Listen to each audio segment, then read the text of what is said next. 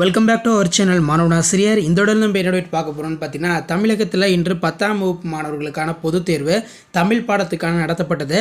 So இந்த பொதுத் தேர்வில் பார்த்தீங்கன்னா ஒரு பிழை ஏற்பட்டிருக்கு.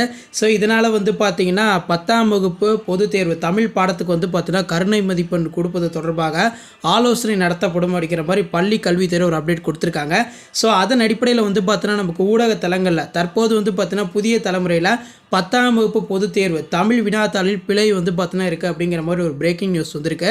ஸோ இதுக்கான அப்டேட் இந்த வீடியோவில் பார்த்தீங்கன்னா உங்களுக்கு ப்ளே ஆகும். ஸோ மறக்காத மாணவனாசிரியர் யூடியூப் சேனல் சப்ஸ்கிரைப் பண்ணுங்கள், கீழே இருக்கிற பெல் ஐக்கானை ப்ரெஸ் பண்ணுங்கள். ஸோ உடனுக்குடன் அப்டேட்லாம் தெரிஞ்சுக்கிறது மறக்காத நம்மளோட வாட்ஸ்அப் குரூப் எல்லாம் ஜாயின் பண்ணுங்கள், கீழே டிஸ்கிரிப்ஷன் லிங்க் இருக்குது. ஸோ அப்டேட் பார்க்கலாம். வகுப்பு பொதுத் தேர்வுகள் இன்று தொடங்கிய நிலையில் தமிழ் வினாத்தாளில் எழுத்துப்பிழை இருந்திருக்கிறது. 10ஆம் வகுப்பு தமிழ் வினாத்தாளில் எழுத்துப்பிழை இருந்திருக்கிறது.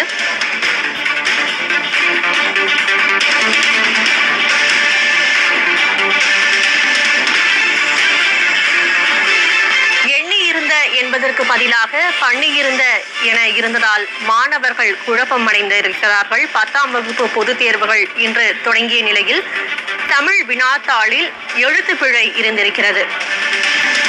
நெடுநாளாக பார்க்க எண்ணியிருந்த என்பதற்கு பதிலாக பண்ணியிருந்த என்று அங்கு எழுத்துப்பிழை இருந்திருக்கிறது. இதனால் மாணவர்களின் மத்தியில் குழப்பம் இருந்தது.